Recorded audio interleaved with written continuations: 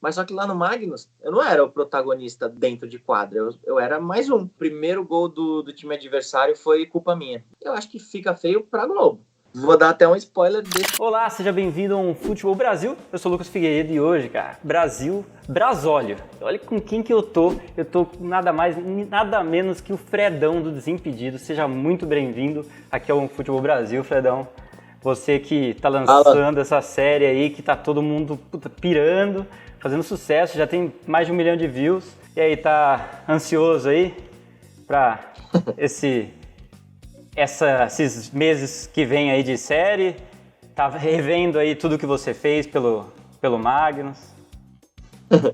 Fala, galera. Um abraço aí pra todo mundo. Um abraço pra você, Lucas. Um abraço pra todo mundo que tá assistindo. Sim, tô vivendo um momento muito feliz da minha vida. Um momento que, sinceramente, eu não imaginava viver aos 30 anos de idade, que é anunciar que sou um jogador profissional, que tô vivendo isso com o Magnus. A gente já gravou, né, essa primeira temporada, mas tô desfrutando agora, né, porque antes eu não podia contar pra ninguém, agora tô podendo contar pro mundo inteiro, e que bom que muitas pessoas aderiram à série, que bom que muitas pessoas estão ansiosas para cada episódio que vem a cada domingo lá no canal do Desimpedidos. Então, tô vivendo um momento muito especial, sem dúvida.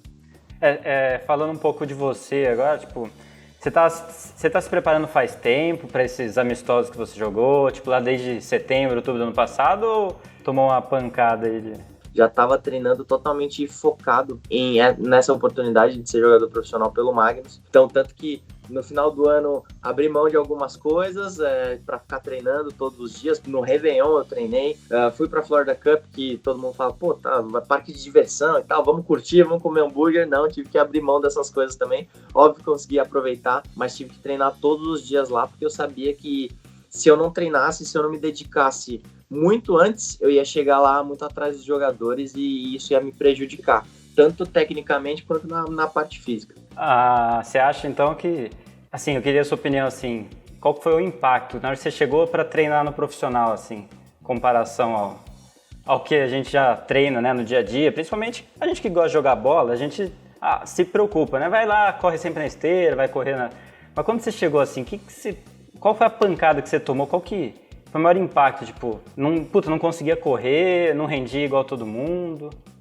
Não, correr eu consegui bem. O maior impacto, o maior susto foi realmente a velocidade da modalidade, porque realmente é uma correria louca o tempo todo, louca no bom sentido, né? Uma correria organizada o tempo todo.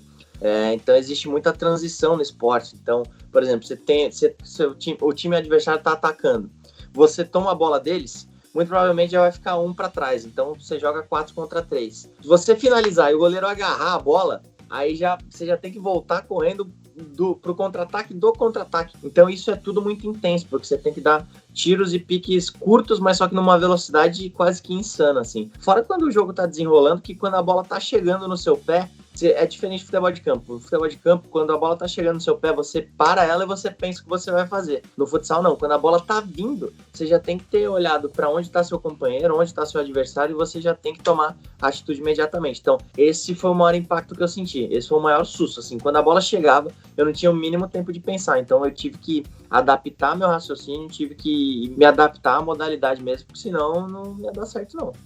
Falar um pouco mais específico da série, fazer uma pergunta que eu acho que todo mundo tá curioso depois desse primeiro episódio, que é o seguinte, cara, o Reinaldo, ele é tão pistola que nem ele parece no primeiro episódio, cara, porque criou, tipo, cara, 16 minutos que você fala, mano, eu não assisti nada, eu preciso ver a continuidade, tá ligado?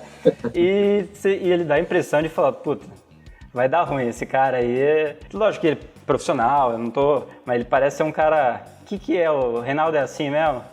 Cara, ele é pior do que no vídeo. Sério, assim, eu tive a oportunidade de tomar várias duras dele. Algumas vão aparecer na série, mas assim, direto quando, sei lá, alguém fazia alguma coisa errada, no outro dia a gente ia treinar e ele chamava os jogadores e reunia e, cara, era cada jantada, mas assim, ao mesmo tempo que ele é firme e que ele é bravo, ele também tem um coração enorme, assim. Então é uma pessoa que dá vontade de abraçar. Então ele te dá dura, ele te xinga, ele te pune, mas mesmo assim no final dá vontade de abraçar ele, porque ele é uma pessoa fofinha, maravilhosa, mas é um líder excelente ali. Ele tem um papel fundamental na equipe do Magnus e no futsal brasileiro, né? Porque ele também tem esse trabalho de coordenador na seleção brasileira também. Falando, já que a gente tá falando de pessoa brava, eu queria perguntar um pouco da sua mãe. Como que ela reagiu? Que a gente viu que, tipo, teve todo um... Ela não ficou muito feliz, assim, é lógico que ela vai te apoiar em tudo que você fizer, mas como é que ela continuou muito brava com você? Ela já sabia que não ia ser pra sempre? Como é que foi aí tua relação com seus pais, na verdade, né? Sim, então, foi do jeitinho que eu previ, assim. Antes da gente começar a gravar a série, né, a gente teve uma série de reuniões, assim, um montão de reuniões mesmo, para saber como seriam os episódios, porque, assim, é um reality, mas só que a gente precisava saber pelo menos uma linha, né, de, tipo, eu contar pros meus pais, pros meus familiares, depois os meus testes físicos, depois meu treino com bola, depois minha adaptação ao elenco. Então, a gente tinha uma linha mais ou menos que a gente queria seguir. Óbvio que uma série de coisas aconteceram sem a gente imaginar durante a série, mas só que uma das coisas que eu falei no começo pro pessoal da série, eu falei, minha mãe não vai gostar. E eles ficaram bem surpresos, tipo, como assim? É seu sonho, tal, sua mãe te apoia em tudo? Minha mãe me apoia em tudo, mas uma coisa é ela gostar, outra coisa é ela apoiar. Então, ela não gostou, mas mesmo assim me apoiou. Eu tinha certeza que ela não ia gostar, tanto que a cara que ela fez ali, a gente bolou um esquema de deixar as câmeras escondidas ali, a gente pegou exatamente a reação dela, e eu sabia que ia ser aquela reação. Enfim, sinceramente, todas as vezes que eu falar pra ela, vou sair de casa, vou jogar futebol, ela não vai gostar.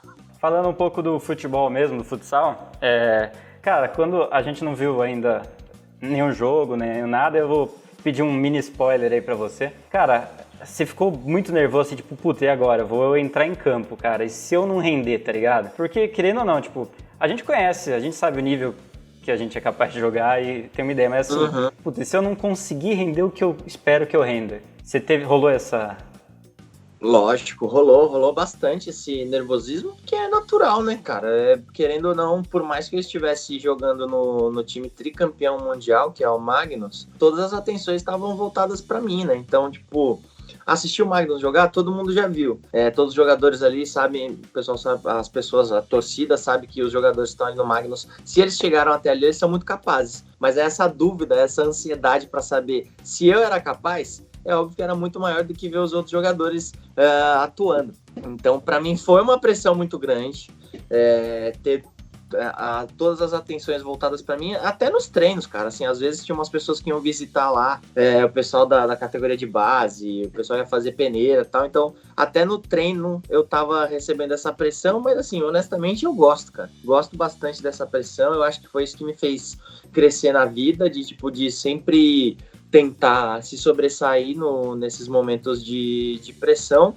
E lá, tomara que eu tenha conseguido fazer com que isso aconteça também. Mas sim, rolou um nervosismo, mas só complementando, o Falcão me ajudou numa parada, porque assim, no treino, eu tô treinando contra os melhores jogadores do mundo. Então a gente acaba se conhecendo, acaba sabendo a característica de um do outro. Então era muito mais difícil treinar do que jogar, porque no jogo tá muito mais solto, acontecem outras situações que o adversário não pode prever do que você vai fazer. Então foi mais tranquilo jogar do que treinar. Falar um pouco assim, primeiro vamos falar do Falcão. Falcão te deu alguma dica salvadora durante esse tempo que você jogou? Alguma coisa, aquele segredo que ele chegou e falou, não, preciso falar isso pra você que vai mudar para o Falcão. Você pode dar um spoiler aí pra gente ou não? Alguma coisinha aí? Vou dar até um spoiler desse segundo episódio, assim, que eu falo pra ele, porque eu sempre fui fã do Falcão. A partir do momento que eu comecei a praticar a modalidade, eu falei, mano, você é muito mais genial do que eu imaginava. Porque eu já via ele brincando com os adversários, fazendo todo mundo de otário, e sendo que eu não tinha tempo pra dominar a bola e chutar pro gol. O cara tinha tempo de dar lambreta, tinha tempo de dar caneta, tinha tempo de dar chapéu, de dar vaca, fazer tudo com os caras. Então eu achei ele muito mais genial a partir disso. E sobre as dicas, cara, ele teve comigo o tempo todo, assim, até mesmo antes de começar a série. Antes de começar a série, ele já dava uns toques, já falava do treinador, já falava dos jogadores, já falava do ambiente, já falava da cidade de Sorocaba, me apresentou algumas pessoas lá em Sorocaba, me apresentou em alguns lugares, me levou em alguns restaurantes para eu frequentar lá. Então, realmente, assim, na série não vai mostrar nem um terço do que o Falcão fez por mim, porque ele me colocou embaixo da asa de Falcão dele mesmo e me deu um belo de um apoio. Você tá vivendo, assim, em dose homeopática, né? Um negocinho, uma gotinha do que é ser profissional, do treino, um amistoso mais sério, compartilhar aí com craque de verdade mesmo. Vou fazer uma pergunta um pouco fora do futsal agora. Agora, você vendo o profissional, se você pudesse escolher uma carreira, um tipo de carreira que você quisesse ter, tipo, puta, eu queria ter uma carreira igual foi a do Ronaldo Fenômeno, pô, mas ele se machucou, eu queria ter uma carreira igual foi a do Zidane, igual é a do Neymar. Se você pudesse escolher um jogador pra seguir a vida de uma carreira, assim, igual Cristiano Ronaldo, né?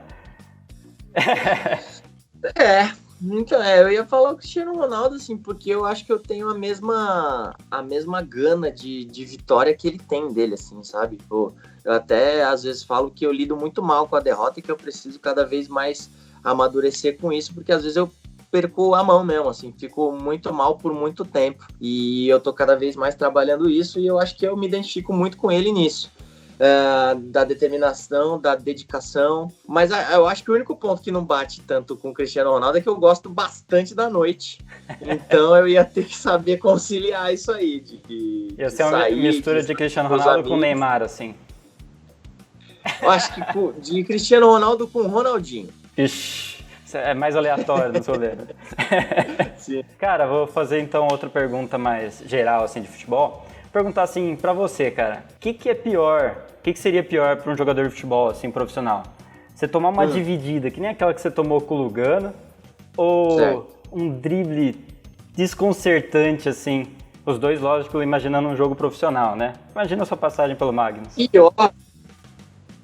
Cara, eu, assim, como eu sempre tive muita deficiência na marcação, pra mim talvez o pior seria tomar um drible, porque eu entrei lá no Magnus focado a corrigir essa minha deficiência em marcar, então eu tava muito preocupado com isso, né? Então eu me dedicava mais nos treinos de defesa do que nos treinos de ataque, até por conta de nunca ter marcado ninguém na minha vida, sendo bem sincero, assim. Então pra mim é muito pior tomar um drible, porque é um negócio que eu tô me cobrando o tempo todo. A dividida, ela acontece, entendeu? Ela faz parte, entendeu? Eu já tô acostumado a tomar porrada a minha vida inteira, não porrada do Lugano, mas já tomei muita porrada a vida inteira, então isso faz parte e às vezes é até bom. Eu gosto para dar uma acordada no jogo, para dar uma acendida no jogo, então não tem problema nenhum de tomar porrada, mas o drible eu ficaria um pouco mais chateado, principalmente se meu time tomasse o gol. Tanto que não vai entrar na série, então eu posso falar. Num dos jogos treino que nós tivemos, o primeiro gol do time adversário foi culpa minha. E eu fiquei bem chateado, cara, bem chateado mesmo. Eu lembro que foi um jogo numa sexta-feira, e aí, mano, passei o final de semana puto mesmo, assim, de tipo, porra, mano, tinha recebido os toques, as dicas, tinha prestado atenção na marcação, mas na hora de executar eu tomei uma decisão errada, e aí o time acabou perdendo, não por conta do meu lance, mas acabei contribuindo na derrota do meu time, então eu fiquei bem chateado. Então, dentre esses dois aí, eu acho que o drible me chateia mais. Você falou com a sua relação, você olhava os melhores jogadores do mundo jogando com você. Como eu só vi até agora o primeiro episódio, vou fazer uma perguntinha. Como que os jogadores olhavam pra você? Você falou que você estava treinando, muito defesa, tentando focar, tentando melhorar, mas querendo ou não, como a gente já discutiu aqui, não é uma coisa momentânea, né? Não é um negócio que você faz assim, você vai virar um profissional. Não é. Como é que os craques aí do time do Magnus, que, pô, só tem craque lá, reagiram? Como é que você acha que rolou um assim, tipo, quem que é esse cara, né? Quem que esse Fred pensa que ele é? Cara, eu honestamente eu achei que ia acontecer isso, que um ou outro ia passar pela cabeça, porque assim, eu falei, pô, são 20 jogadores, 30 jogadores, né? Não é possível que eu vou me dar bem com todo mundo. Isso é um grande spoiler, inclusive, mas, cara, o ambiente que tem ali dentro do Magnus é sensacional, cara.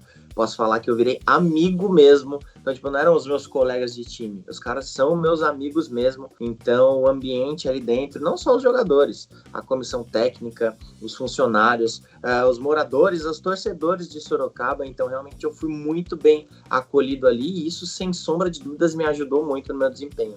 A gente está discutindo aqui, falando sobre o Magnus. E eu acho que uma coisa interessante é que um amigo meu veio falar comigo que você estava jogando os amistosos, etc. E ele sempre veio falar assim: o Fred dos Impedidos está jogando Sorocaba. E isso é uma coisa que é uma discussão muito complicada no futsal hoje, que é, o Magnus faz o patrocínio, ele compra os direitos para você chamar o time de Magnus. E a gente não é muito parecido com o que acontece com o Red Bull hoje no futebol de campo. Você acha que isso é um desestímulo para pessoas como o Magnus, assim, patrocinarem, investirem no futsal? Você acha que isso é um problema grande ou você acha que isso, com o tempo, se resolve? Cara, acho que eu não entendi sua pergunta. Como assim? No seguinte sentido, vou remodelar ela. O fato da mídia em geral, rádio, TV, etc. Entendi. Deles falarem Sorocaba, exatamente, falar Magnus. Exatamente. Entendi. Cara, eu assim, eu acho que o presidente do Magnus poderia ter muito mais propriedade para falar disso. Mas assim, cara, olha a proporção que a marca tá atingindo com esses projetos, sabe? O Magnus já é um clube que sempre fez projetos inovadores e esse talvez tenha sido um dos mais ousados. E assim, só no trailer que foi exibido no YouTube, eu acho que ele tá com mais ou menos 24 milhões de visualizações.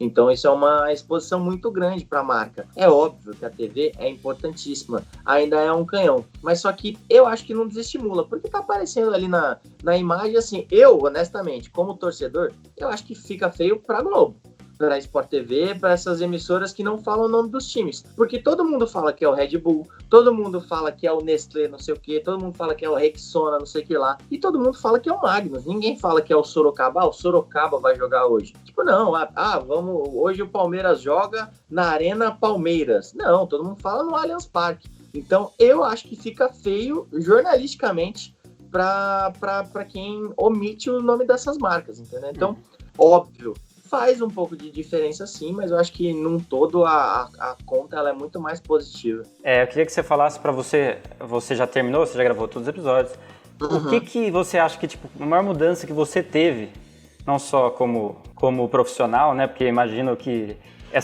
esse intensivo de futebol deve ser um negócio impressionante, mas profissionalmente e pessoalmente, que mudança que você sentiu em você nesse tempo que você ficou na vida de profissional, né? Cara, assim, eu acho que eu amadureci muito, assim, em vários sentidos, tanto desportivamente quanto fisicamente e principalmente pessoalmente, porque eu tive que abrir mão da minha vida completamente, né? Eu tive que morar sozinho. Então eu acho que eu me tornei uma pessoa mais tranquila, uma pessoa que se cuida mais e principalmente uma pessoa que pensa muito mais no coletivo do que no individual, assim. Eu sempre fui muito, no bom sentido da palavra, sempre fui muito fominha. Seja jogando, ou seja em qualquer outra situação. Eu sempre gostei muito de chamar a responsabilidade para mim. Porque, não tenho medo de falar, em praticamente todas as situações da minha vida, eu sempre fui o protagonista. Então, eu sempre gostei de ser o protagonista e sempre gostei de chamar a responsabilidade para mim. Mas só que lá no Magnus, eu não era o protagonista dentro de quadra. Eu era mais um, entendeu? Eu era mais um jogador de quadra ali. Então, ali eu tive um senso coletivo muito grande. Então, eu estava muito mais feliz em jogar bem pro time do que jogar bem para mim. Assim, eu já tive em vários outros times. Por exemplo, se o time... Tô sendo bem honesto. Se o time perdesse de 5-3, mas eu fizesse os 3 gols, eu falava, mano, minha parte eu fiz e é nóis.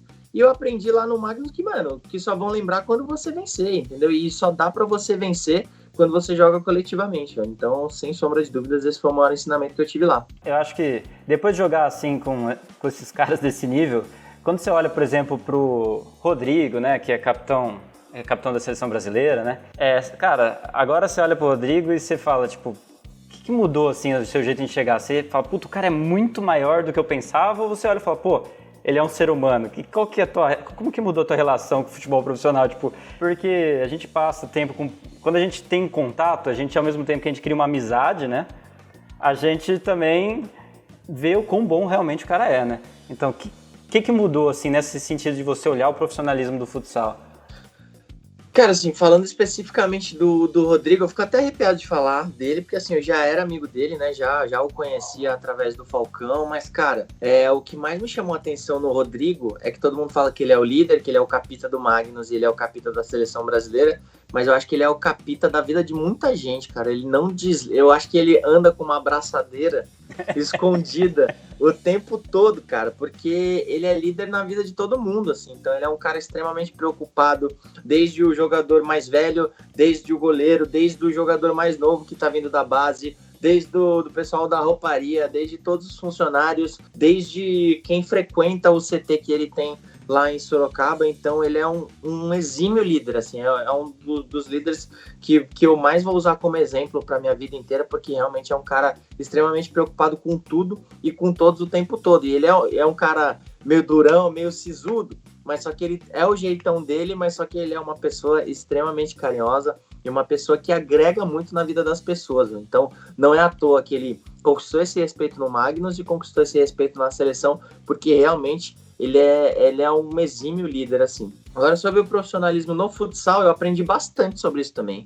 Algumas coisas eu vi que são maiores do que eu imaginava e outras coisas são menores do que eu imaginava. Vendo que algumas coisas que o futsal às vezes não tem o reconhecimento que ele merece, eu me sinto no dever e no papel de cada vez mais ser um embaixador disso e mostrar o futsal para todo mundo, para fazer com que as marcas cada vez investam mais e também para inspirações, entendeu? Para as crianças que já jogam futsal na escola, tenham essa vontade de se tornar jogador de futsal profissional também, e com isso vai subir a modalidade e a exposição vai ser muito maior. Voltando um pouco pro Rodrigo, você falou sobre liderança, você consegue fazer um paralelo assim, se você fosse comparar o Rodrigo com um jogador de futebol de campo?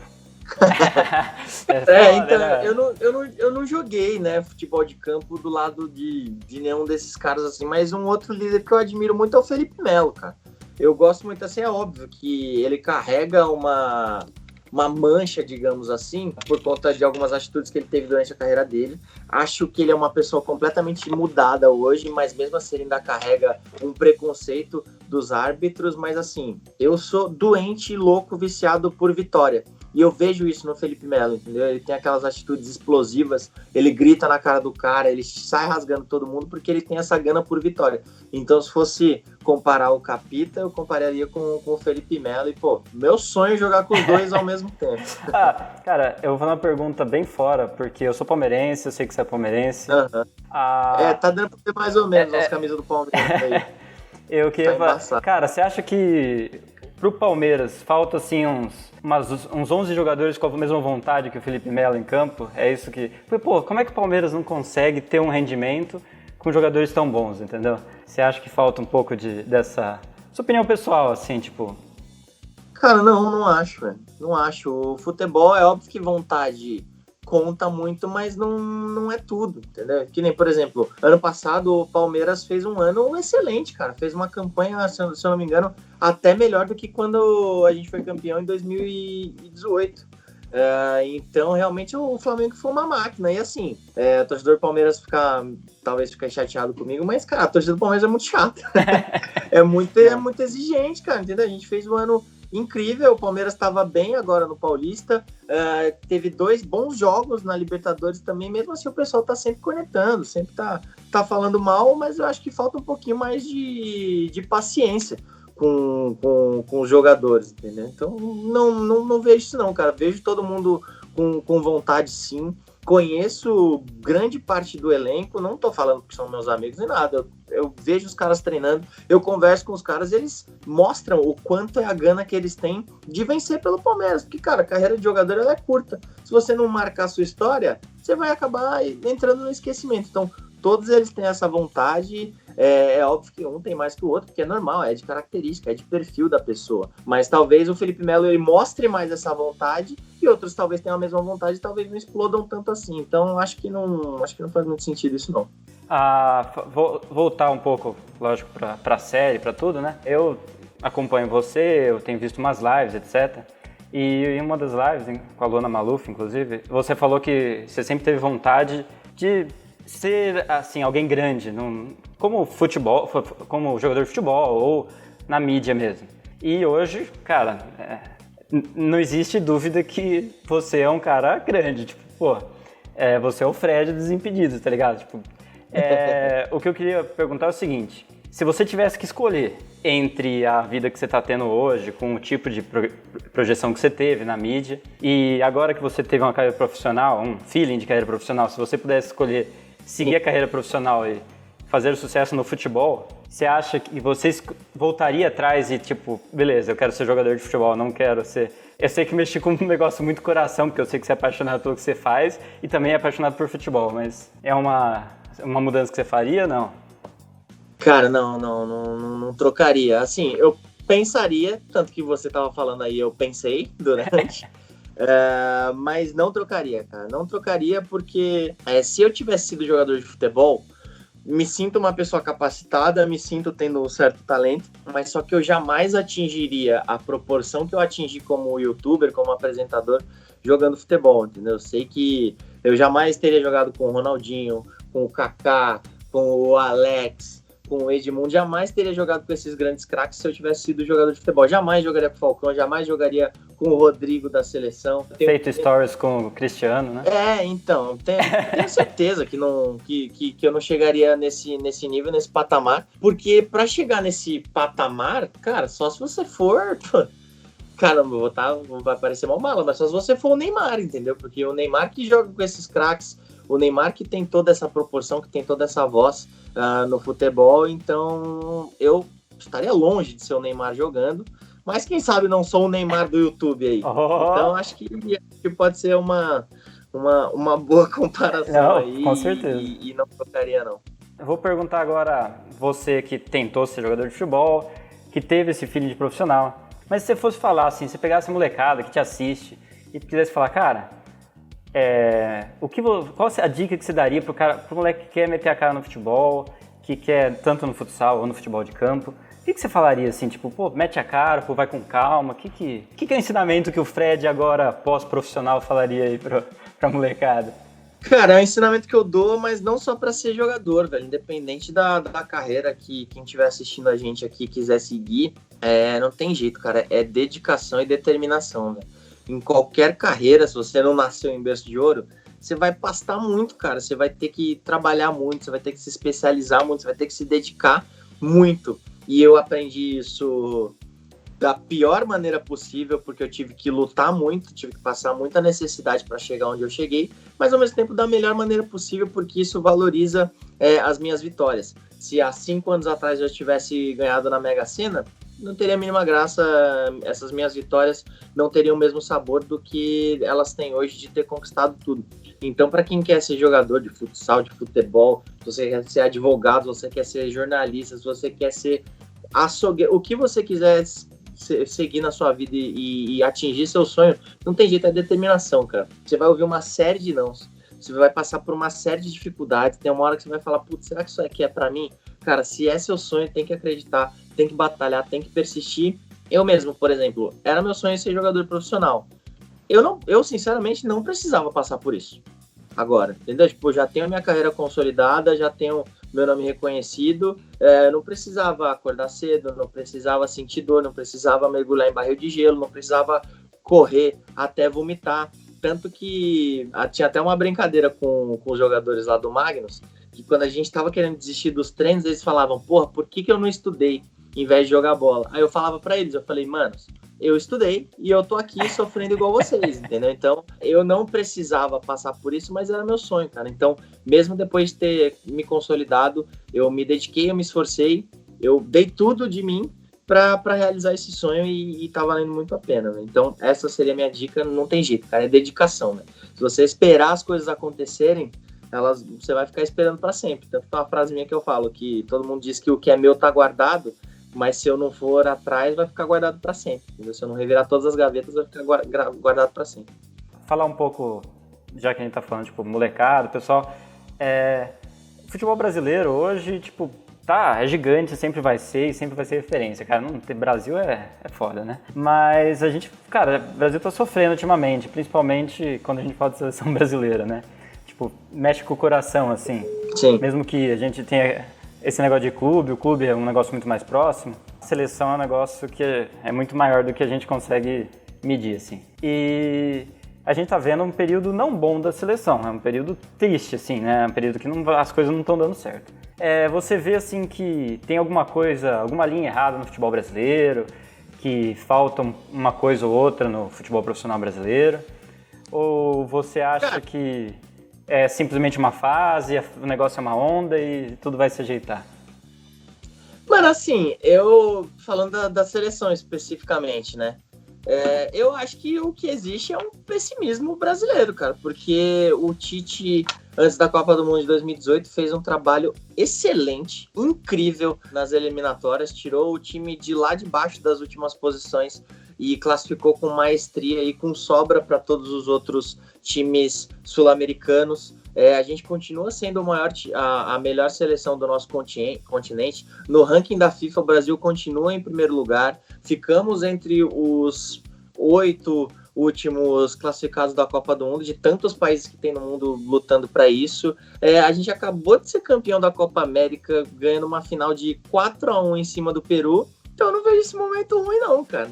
Porque, tipo, o Brasil não tá nem jogando, então não enxergo esse momento ruim, não. O pessoal fala muito, por exemplo, da Alemanha, que desde 2006, 2010, tava aquele grupinho, foi eliminado, mas mesmo assim manteve sua base. Eu acho que falta um pouquinho de paciência e menos pessimismo da torcida brasileira, porque a gente é muito exigente mesmo. É óbvio que tem que exigir, a gente torce, a gente ama a nossa seleção, mas só que eu acho que existe uma cobrança demasiada, sabe? Então, e parece que a gente não aprende. Eu fiquei feliz que quando o Brasil foi eliminado, todo mundo não saiu pedindo a demissão do Tite, deram mais uma chance e ele foi lá, aproveitou e foi campeão da Copa América. Então, há quanto tempo a gente não tem um técnico da seleção brasileira que não disputa 2 Copas do Mundo seguidas? Então, eu vejo o Tite um cara completamente capacitado e eu gostaria de vê-lo na Copa de 2022 também. Então, não acho que a seleção brasileira está passando por um bom momento, não. A gente está falando de seleção, eu pensei aqui, acho que um paralelo interessante para a gente fazer sobre o futsal como um todo, talvez seja o futebol feminino de campo, que não tem uma visibilidade. Cara, você deve ter assistido a Copa do Mundo Feminina, pelo menos eu assisti, cara, torci pra caramba, divertido demais. E quando eu consigo, eu acompanho os jogos do futebol feminino, porque eu acho, cara, é tão emocionante quanto.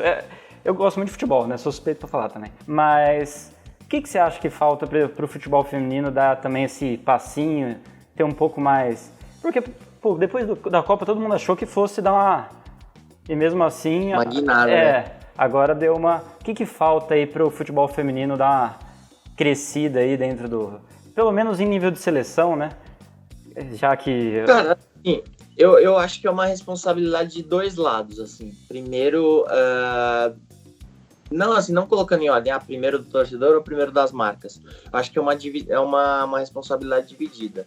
Vou falar primeiro dos torcedores, que é o que me cabe, né? Deixando de lado que eu sou uma pessoa pública do futebol.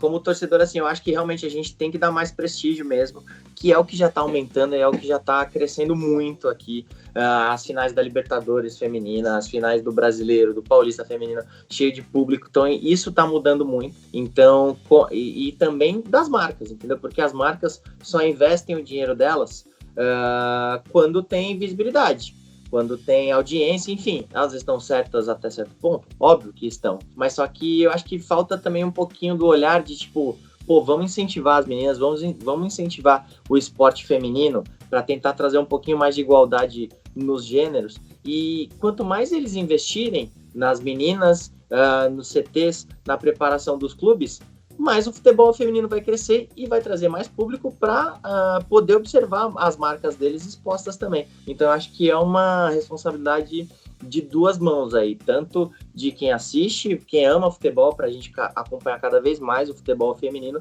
quanto das marcas de incentivarem cada vez mais, investirem mais nas meninas e, consequentemente, no futuro próximo, elas vão começar a ter o seu devido retorno. A última perguntinha aí, só para dar essa quarentena, a gente tá sem futebol. É uma coisa que faz parte, tudo no seu tempo, né? Eu queria saber o que você sente com relação a isso. Sei que a gente sente falta, mas eu e você, a gente trabalha com isso. A gente tem contato o tempo inteiro com futebol, entendeu? Então, tipo, o que você tá sentindo assim? Puta, minha vida tá diferente, minha vida tá estranha porque não tem futebol. Cara, tô dando uma descansada. O que você tá sentindo nesse período sem futebol? Cara, eu honestamente eu tô bem. É óbvio que eu sinto falta de assistir jogo na televisão, sinto falta de assistir o Palmeiras, principalmente, que é meu time. Sinto falta mais ainda de ir pro estádio, mas só que eu acho que vai muito na linha do que eu sempre defendo, que todo mundo fala, não é só futebol. E eu já vou na linha contrária, eu sempre falo, é só futebol. Então tá o mundo passando por uma pandemia, por um problema seríssimo que pessoas estão morrendo, então a gente jamais pode comparar a situação do mundo que está acontecendo com... Tem tanta gente sofrendo, tem tanta gente passando dificuldade, e a gente vai falar, nossa, que saudade do futebol. Se eu tivesse um desejo agora, seria que o Campeonato Paulista voltasse. Não, gente, pelo amor de Deus, né? Meu desejo é que todo mundo tivesse a estrutura suficiente para receber todas essas pessoas, que cada vez mais as pessoas tivessem condição de ficar dentro das suas casas, porque a gente sabe que não é todo mundo que tem essa condição. Então eu coloco o futebol num 11º patamar ali, depois de uma série de outras coisas que a gente tem que melhorar no mundo, tanto essa situação da pandemia, tanto até como seres humanos mesmos. Então, estou sentindo falta do futebol? Óbvio, mas estou muito mais preocupado com outras coisas, estou muito mais preocupado com a saúde das pessoas, com a vida das pessoas, com a diminuição de contágio, com a volta do comércio, com a volta das pessoas voltando a ganhar o seu dinheiro suado. Então, estou muito mais preocupado com isso do que com a volta do futebol mesmo. Outro detalhe, além da série do Fred Vai Pra Cima, o que você gostaria de ver na TV ou no YouTube, né? Qual é aquela reprise que todo mundo fala, puta, eu sempre gostaria que passasse tal coisa na TV, tal reprise na TV, de jogo? Tal jogo, aquele jogo. E, tipo, pra você, que jogo você... eu queria ver aquilo com a narração daquele tempo. Que jogo você escolheria, assim? Cara, assim, o que vai passar domingo é um que eu gostaria de ver, porque, assim, é uma das minhas primeiras memórias com futebol, que é o Tetra. Eu tinha 5 anos de idade ali, então eu lembro da festa, lembro de torcer por esse jogo, mas não lembro com detalhes, assim, técnicos, de ver o Romário jogando especificamente naquela final. Lembro que ele não foi tão bem quanto nos outros jogos, mas é um jogo que me traz saudade, porque faz parte da minha paixão pelo futebol e ajudou a construir essa paixão e ajudou a construir tudo que eu tenho hoje na minha vida. Cara, muito obrigado, Fred. Obrigado mesmo pela atenção. Valeu, Lucas. Tamo junto, mano. Então, galera, salve do Fred aqui. Espero que vocês tenham gostado da nossa entrevista aí. Eu me diverti bastante, ó. Todos os domingos, Vai Pra Cima Fred no YouTube do Desimpedidos, tá? youtube.com/Desimpedidos, é gratuito, é só colar lá no canal e assistir. E se você não é inscrito aqui no OneFootball, se inscreva agora, porque tem muitos vídeos legais aqui. Fechou? Tamo junto.